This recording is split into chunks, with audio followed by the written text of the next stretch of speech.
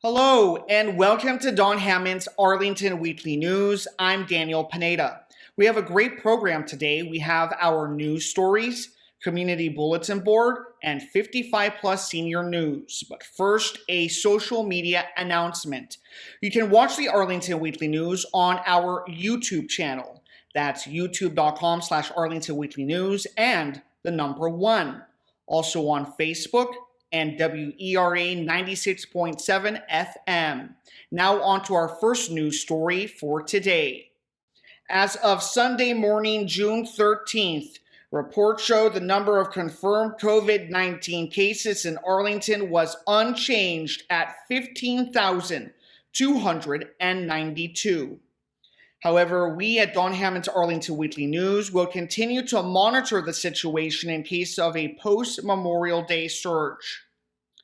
As for vaccinations, as of June 10th, 138,580 Arlingtonians have received at least one dose of the COVID vaccine.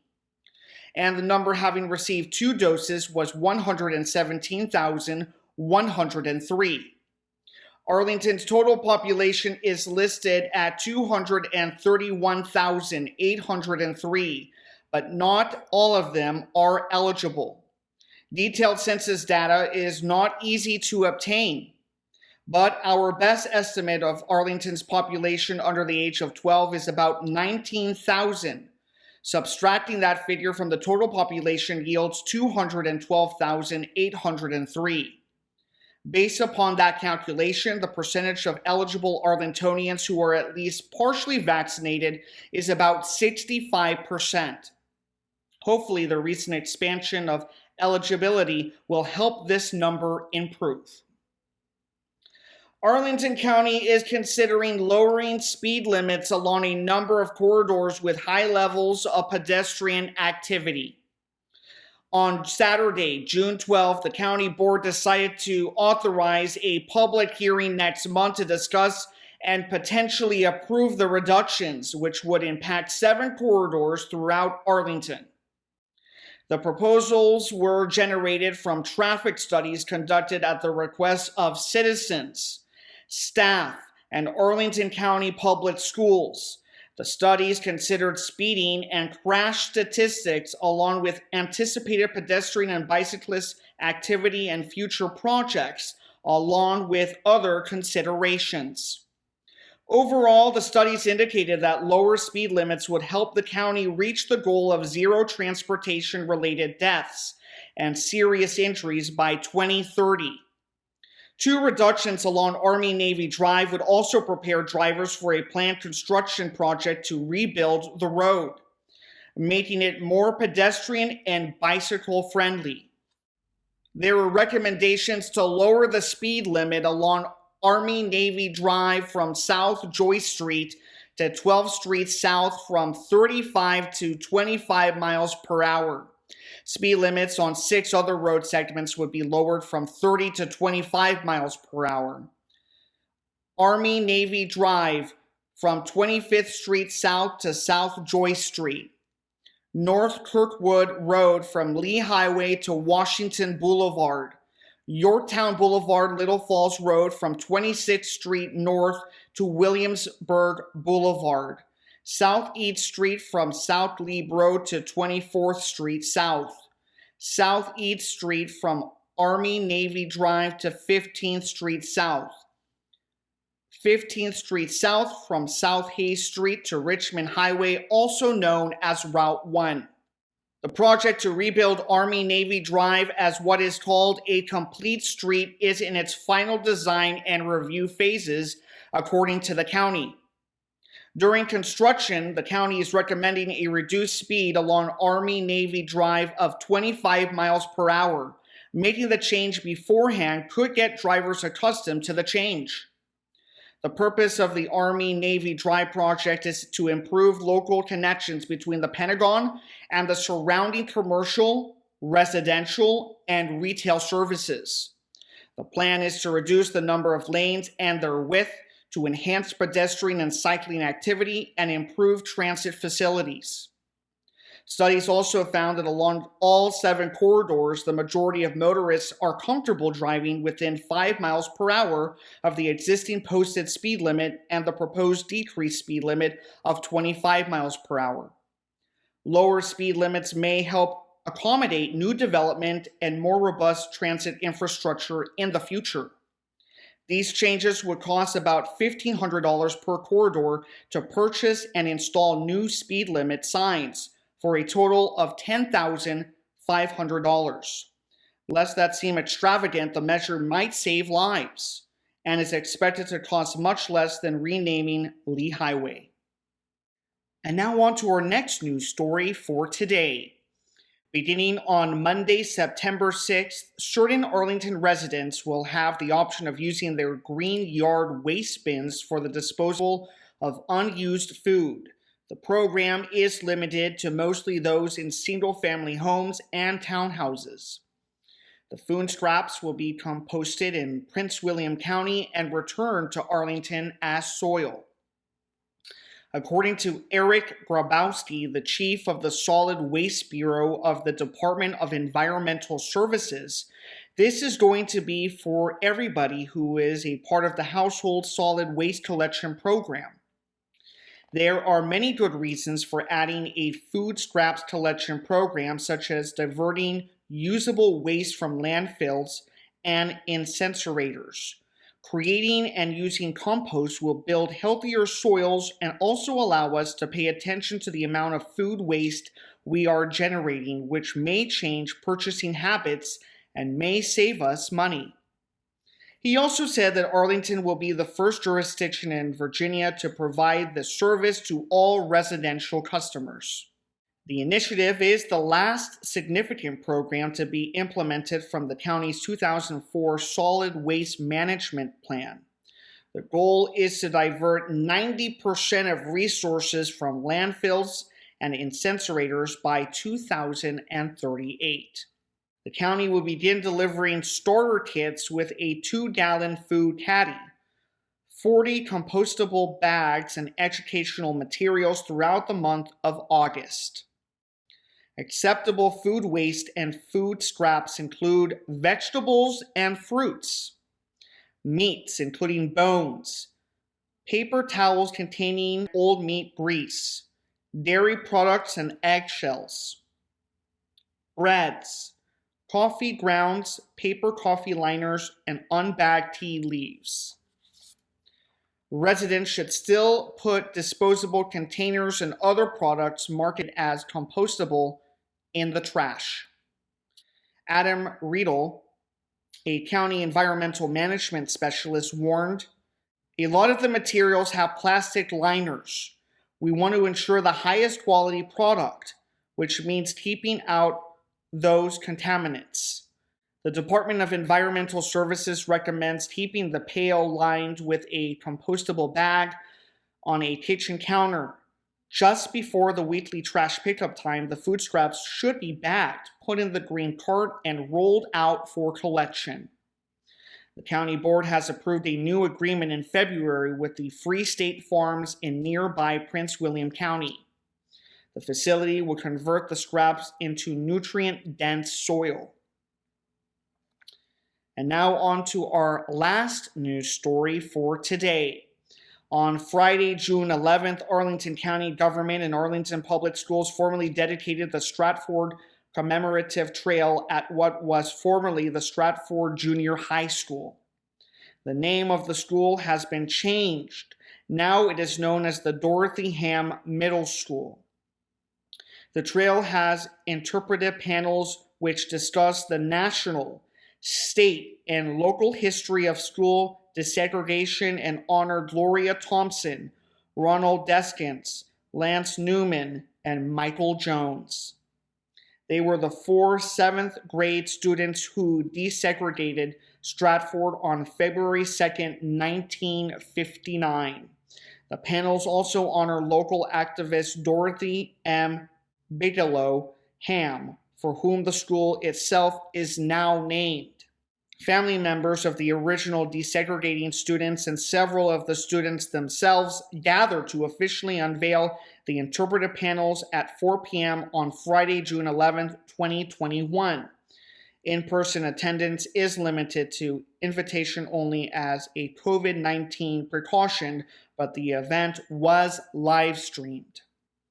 Two current 8th grade students read a collaborative poem modeled after I Dream a World, an earlier work by Langston Hughes. The dedication also included several invited speakers: School Superintendent Dr. Francisco Duran, School Board Chair Monique O'Grady, Assistant Design and Construction Director Ben Bergen, County Board Member Christian Dorsey, Michael Jones, E. Leslie Ham Jr., the son of Dorothy Ham, and Assistant Principal Lisa Moore. In a separate statement, County Board Chair Matt D. Ferranti said, "The individuals who fought for the racial integration of public facilities and the 4 students who made desegregation a reality at Stratford are heroes. Their courage and commitment to justice is a model for us all. With this new trail, we honor their legacy in the context of our county's ongoing efforts to uproot systematic racism and advance equity." The trail consists of 4 freestanding interpretive panels plus a wall-mounted panel outside of Dorothy Ham Middle School. The sides of the 4 panels facing Old Dominion Drive feature portraits of Thompson, Deskins, Newman, and Jones, which were extracted from a historic Associated Press photo of the students on February 2nd, 1959. The wall-mounted panel honors Dorothy M. Bigelow Ham, namesake of the current school. Ham and her husband listed their eldest son as a plaintiff in a legal case that challenged the refusal of the Arlington School Board and the state of Virginia to comply with the Supreme Court's decision in Brown v. Board of Education, 1954. The panel also includes a quotation from Dr. Martin Luther King Jr. "Desegregation is only a first step on the road to a good society." Well, that does it for the news for this week. Now on to our community bulletin board stories. Hi, and welcome to CBB. Our first event is for families. It's a chance to explore the world of amazing arthropods. You'll discover what arthropods are, how many different kinds there are, and where you can find them on your own. You'll even get to meet a live arthropod virtually. The group will email you a link to Microsoft Teams before the program's start time. Please have your device ready to go prior to the start of the program. You'll need to register children and adults because children must be accompanied by a registered adult. You can register online or call 703-228-4747. The activity number is 632-851-W. And that's coming up on Wednesday, June 23rd from 7 o'clock to 8 o'clock p.m. This is a virtual event. Just one thing. When you meet the arthropod, please don't try calling him Arthur. Believe me, he's already heard that one 1,000 times. Next up, Wreck on Wheels brings the fun to you this summer. Here's a chance for families to unwind and join in for an evening of fun activities in the park this summer. During the first hour, you and your family will get creative with exciting arts and crafts projects. Then you can get your wiggles out before bedtime with active movement games during the second hour of the program. The program runs from June 22nd through August 12th from 6 o'clock to 8 o'clock p.m. Here are the specific dates and locations. Tuesdays, June 22nd, July 6th and 20th, also August 3rd, at Tyrol Hill Park, 5101 7th Road South. Thursdays, June 24th, July 8th and 22nd, and also August 5th, at Fort Scott Park, 2800 Fort Scott Drive. Tuesdays, June 29th, July 13th, and 27th, also August 10th, at Highview Park, 1945 North Dinwiddie Street. Thursdays, July 1st, 15th, and 29th, also August 12th, at Penrose Park, 2200 6th Street South. You can register online by going to https://parks.arlingtonva.us/ and going to the calendar. Then look under Rec on Wheels. Our next event is also for families. The whole family is invited to join in at the Gulf Branch Fire Ring for lots of old-fashioned fun. They call it Pleasing Pollinators Campfire. This engaging program will be filled with entertaining activities that may include stories, special animal guests, games, songs, and, of course, s'mores. You'll need to register children and adults, since children must be accompanied by a registered adult. For information, call 703-228-3403. You can register online or call 703-228-4747. The activity number is 632851-F. That's on Friday, June 25th, from 7 o'clock to 8 o'clock p.m. at Gulf Branch Nature Center and Park, 3608 North Military Road. This is, of course, a real event. Who ever heard of virtual s'mores? Our final CBB event is for kids ages 7 to 11, and it's all about the Union Army in Arlington. It's a chance to join a Union soldier virtually at the Fort C.F. Smith Park Visitor Center and learn about how Union soldiers lived in our county during the Civil War, as well as what brought them there. They will email you a link to Microsoft Teams before the program's start time. Please have your device ready to go prior to the start of the program. Register online or call 703-228-4747. The activity number is 632-721-L, and that's coming up on Monday, June 28th from 11 o'clock a.m. to 12 o'clock noon. It is a virtual event. Now it's time for 55 Plus News. Howdy, and welcome to 55 Plus News. Our first event is called Keep Your Home Cool in the Summer. It's a chance to join a Virginia Cooperative Extension Energy Master volunteer and get some tips on how to keep your home cool and save energy during the hot summer months. I mean, it's bound to be cheaper than moving anyway. You can register online or call 703-228-4747. The activity number is 914-400-32, and it's coming up on Thursday, June 24th from 1 o'clock to 2 o'clock p.m. You gotta be 55 and up, and 55 plus membership is required. This is a virtual event. Next up, well, the Aurora Hills Fast Forwards Walkers are on the move again. You can join them for a morning walk with a faster paced group that walks a 2 to 4 mile loop, including some hills. Please note a different start time.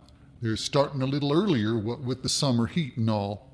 You can register online or call 703-228-4747. The activity number is 914-201-2, and that's coming up on Friday, June 25th from 8:30 to 10 o'clock a.m. at Aurora Hills Community Center, 735 18th Street South. Ages 55 and up, 55 plus membership is required. Next up, we got a presentation called U.S. Mideast Policy in Transition. What with the increased focus on the challenges of a rise in China and the world's diminishing dependence on the region's oil and gas, there are fundamental questions about the extent of U.S. engagement and interests in the Middle East and North Africa. Paul Sutphin, a retired senior U.S. diplomat and consultant on Middle East issues, will be around to discuss the ongoing evolution of U.S. policy in the region under the Biden administration. You can register online or call 703-228-4747. The activity number is 914-400-14. And that's coming up on Monday, June 28th from 1:30 to 2:30 p.m. You gotta be 55 and up, and 55 plus membership is required. This is another virtual event, which would save on travel time, I reckon. Finally, we got something called Author Talk. So you want to write a book.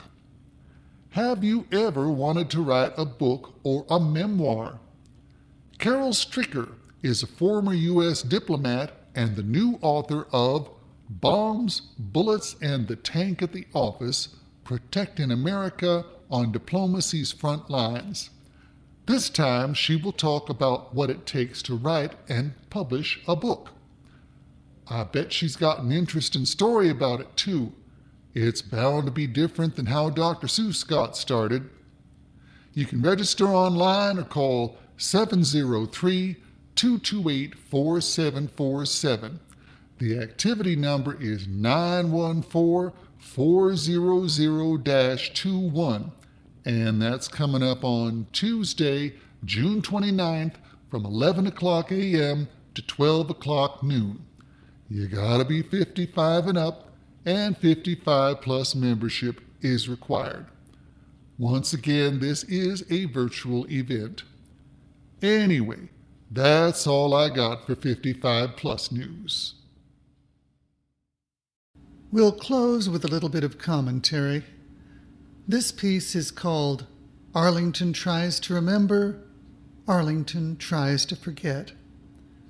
This week's question is, are the times in Arlington really changing, or is it just the names? The former Jefferson Davis Highway is now officially Route 1, but of course it always really was, running as it does all the way down along the east coast of Florida. The former Washington Lee High School is now called Washington Liberty, although its driveway is still called General's Way, and it's no longer clear to which generals the sign refers. There is a plan to change the name of what is mostly Route 29 from Lee Highway to Langston Boulevard, which seems logical. At least nobody has to make excuses about the activities of John M. Langston between 1861 and 1865. There is also an apparent struggle over Arlington's stylized logo, which bears a slight resemblance to both the original Custis Mansion and the Lincoln Memorial. There also appear to be some attempts to change Arlington's actual system of government, although the mechanical details will have to wait for future examination.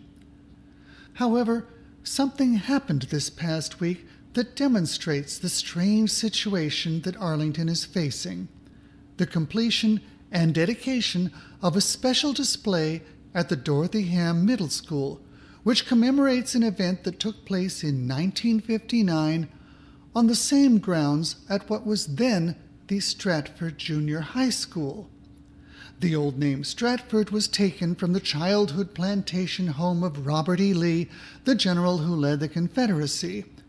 However, like so many names in Virginia, including that of Arlington, the name had its origins in England, in this case, London. Some literary-minded people may even recall a fellow named William Shakespeare, who knocked about the original locale. However, Shakespeare was then and there, and this is here and now. So now we have a school that has dropped the Stratford name, but that contains a new display which preserves that same Stratford name. We can only watch and wonder. And that concludes this week's show. We will be back next week with more news from Arlington. Meanwhile, be careful, be safe, and be well.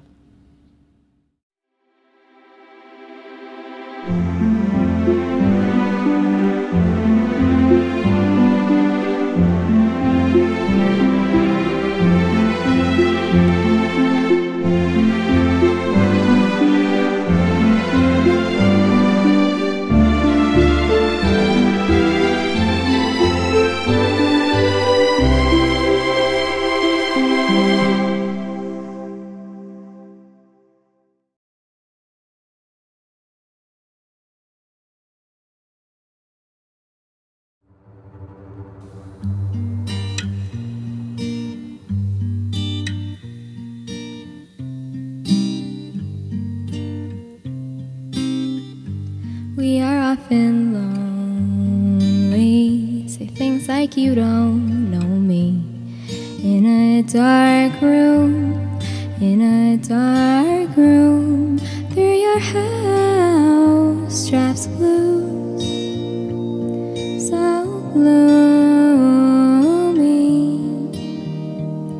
The light trickles, tickles. How can we be vacant, fragments left for taken in a dark room, residence for a temporary stay, not see